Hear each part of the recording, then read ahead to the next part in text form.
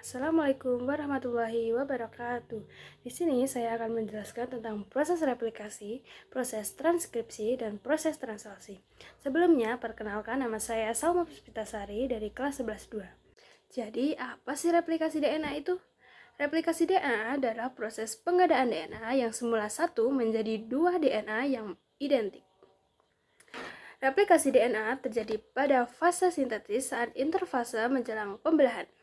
Tujuannya agar sel anakan hasil pembelahan mengandung DNA yang identik dengan DNA sel induknya. Kesalahan dalam replikasi DNA dapat mengakibatkan perubahan pada sifat sel-sel anakan. Jadi, bagaimana sih proses replikasi DNA itu? Yuk kita mulai. Replikasi DNA dimulai pada titik mulai replikasi atau original of replication, yaitu bagian DNA yang memiliki deretan nukleotida yang spesifik.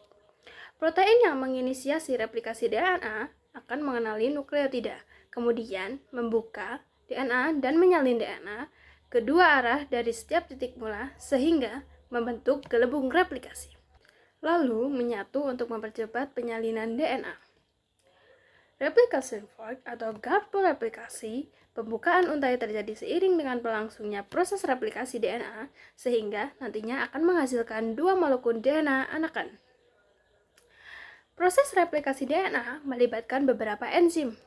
Yang pertama, enzim helikase membuka uleran heliks ganda DNA induk pada replication fork dan menjadi kedua untai tersebut menjadi cetakan. Yang kedua, ada single strand binding protein akan menstabilkan untai-untai DNA induk yang terbuka atau untai tunggal. Yang ketiga, ada enzim topoisomerase berperan mematahkan, memuntir, dan menggabungkan kembali DNA induk di depan replikasi fork sehingga mengurangi ketegangan. Yang keempat, ada enzim primase berperan dalam mensintetis RNA primer menggunakan DNA induk sebagai cetakannya. Primer yang dihasilkan akan menjadi rantai nukleotida awal dalam replikasi. Enzim DNA polimerase akan mengatalisis pembentukan DNA baru dengan cara menambahkan nukleotida. DNA polimerase 3 menambahkan nukleotida DNA ke primer RNA dan kemudian meneruskan penambahan nukleotida yang komplementer dengan DNA induk. Arah replikasi DNA hanya terjadi dari ujung 5 ke ujung 3. Itulah proses replikasi DNA yang saya ketahui. Selanjutnya, kita lanjut ke proses Sebelumnya, apa sih transkripsi itu? Transkripsi adalah sintesis mRNA yang diarahkan oleh DNA. Transkripsi terjadi di nukleus. Komponen molekul yang berperan adalah DNA, RNA, polimerase. Tahapan transkripsi ada 3, inisiasi, elongasi, dan terminasi. Yang pertama ada inisiasi. RNA polimerase menempel pada promoter DNA template untuk memulai sintesis RNA. Yang kedua ada elongasi, perpanjangan RNA yang disintesis. Yang ketiga ada terminasi.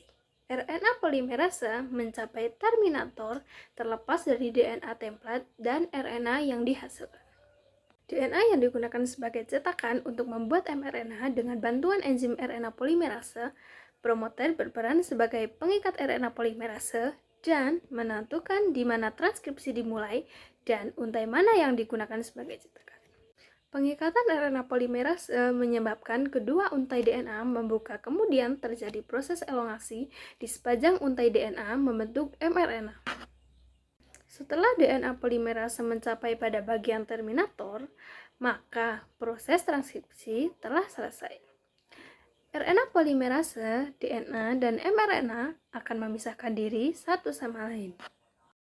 Untaian mRNA yang telah dibuat selama transkripsi terdiri dari dua wilayah, yaitu ekson dan intron. Ekson, wilayah kode untuk protein, sementara intron, wilayah non-coding. Wilayah intron akan dihapus oleh kompleks plisosom. Lalu, bagian ekson akan bergabung menciptakan mRNA yang utuh. mRNA yang telah terbentuk akan mengandung 3 urutan basa nitrogen yang disebut kodon. Kodon atau mRNA akan meninggalkan nukleus melalui pori-pori nukleus menuju sitoplasma untuk melakukan proses translasi. Selanjutnya adalah translasi. Translasi adalah proses menerjemahkan urutan nukleotida yang berlangsung pada ribosom di dalam sitoplasma. Gimana sih proses translasi itu? Terikatnya subunit ribosom kecil ke bagian start codon, kemudian asam amido dibawa ke ribosom oleh tRNA spesifik, sehingga terbentuk basa komplementer antara kodon mRNA dan antikodon dari tRNA.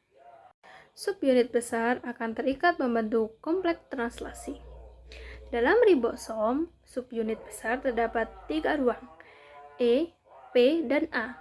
Untuk E adalah exit, yang P peptidil, dan A aseptor. Selama proses elongasi, asam amino dibawa oleh mRNA oleh tRNA. Ketika ada tRNA dengan muatan asam amino yang berikatan pada situs A, maka akan terjadi pemutusan asam amino pada situs P, yang mengakibatkan asam amino berpindah ke situs A dan membentuk ikatan peptida. Translasi akan bergerak ke kanan sehingga tRNA tak bermuatan akan keluar melalui siklus E. Situs A akan kembali terbuka untuk menerima tRNA yang berikutnya. Tahap elongasi akan terus berlanjut sampai mencapai titik kodon stop pada titik terminasi. Faktor lisis akan mengikat situs A pada kodon stop dan polipeptida akan dilepaskan dari tRNA pada situs B. Seluruh kompleks akan memisah dan menghasilkan protein. Ada juga yang kalian belum ketahui. Kode genetik diterjemahkan menjadi urutan asam amino. Kode genetik dibaca dalam bentuk triplet yang memiliki 20 asam amino. Yang lingkaran itu loh. Satu unit triplet yang terdiri dari 3 nukleotida disebut kodon. Setiap triplet dibaca dari urutan 5 ke 3. Cukup sekian proses transkripsi, translasi, dan replikasi yang saya ketahui. Jika ada salah dan kurangnya saya mohon maaf. Saya tutup. Wassalamualaikum warahmatullahi wabarakatuh.